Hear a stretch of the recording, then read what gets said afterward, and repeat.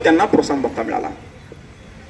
म्हणजे ज्यांनी इकडे सांगितलं आम्ही बहिष्कारामध्ये आहो आणि तिकडे गुपचूप गुपचूप अंधारात काम केलं त्यांना प्रोत्साहन भत्ता मिळालेला आहे। असो, परंतु हा प्रोत्साहन भत्ता सगळ्यालाच मिळाला पाहिजे हे आम्हाला सुद्धा वाटतंय, कारण आर्थिक नुकसान कुणाचं होता कामा नाही।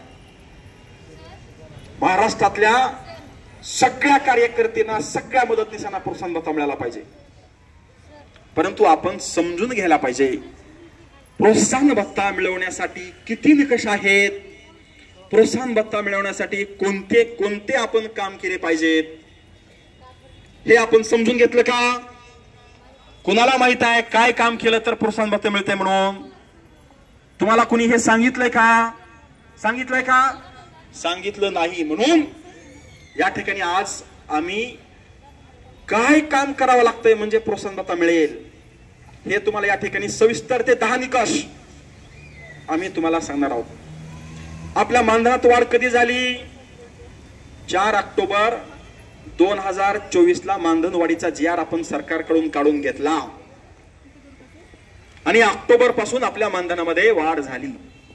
ती वाढ रेग्युलर आपल्याला मिळू लागलेली आहे, परंतु त्या GR मध्ये एवढ्या काही जाचक अटी टाकल्या होत्या आणि त्या जाचक अटी टाकून निकष टाकून 80% काम झालं तरच प्रोत्साहन भत्ता द्यायचं सरकारनं GR मध्ये तरतूद केलं होतं, लिहिलेलं होतं। आम्ही त्या GR ला विरोध केला। महाराष्ट्रामध्ये साधारणतः 10 ते 15%च कार्यकर्ती मदतीसांना ऑक्टोबर 24च्या GR नुसार प्रोत्साहन भत्ता मिळू शकत होता। त्याला कृती समितीनं संघटनेनं विरोध केला आणि सरकारला सांगितलं प्रोत्साहन भत्ता सगळ्यांना समान मिळाला पाहिजे। तुम्ही एवढ्या जाचक अटी टाकल्यात की कमी 10 ते 15%च कार्यकर्ती मदतीसांना प्रोत्साहन भत्ता मिळतोय, ह्या अटी आम्हाला अजिबात मान्य नाहीत। याच्यामध्ये आणखीन तुम्ही शिथिलता करा आणि मग त्या GR ला विरोध करून साधारणतः 8 ते 9 महिन्यानं सुधारित GR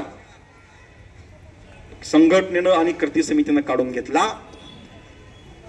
तो GR 4 जुलै 2025 ला प्राप्त झाला। त्यानंतर मागच्या ऑक्टोबर मध्ये पहिल्या आठवड्यात आयुक्तांसोबत मीटिंग झाली। प्रोत्साहन भत्त्याबद्दल त्यांना विचारलं, ते म्हणले आता GR काढलाय आम्ही प्रोत्साहन भत्ता पाठवून देऊ आणि तेव्हापासून महाराष्ट्रामध्ये प्रोत्साहन भत्ता मिळायला सुरुवात झाला। परंतु जसा जसा हा प्रोत्साहन भत्ता तुमच्या खात्यावर जमा झाला तसा तसा तुमच्या सगळ्यामध्ये गोंधळ निर्माण झाला आणि म्हणून त्याचं स्पष्टीकरण मी या ठिकाणी आपल्याला दिलेलं आहे। आता एप्रिल 2025 पासून सगळ्याला निश्चितपणे प्रोत्साहन भत्ता मिळणार आहे, परंतु प्रोत्साहन भत्ता कोणते काम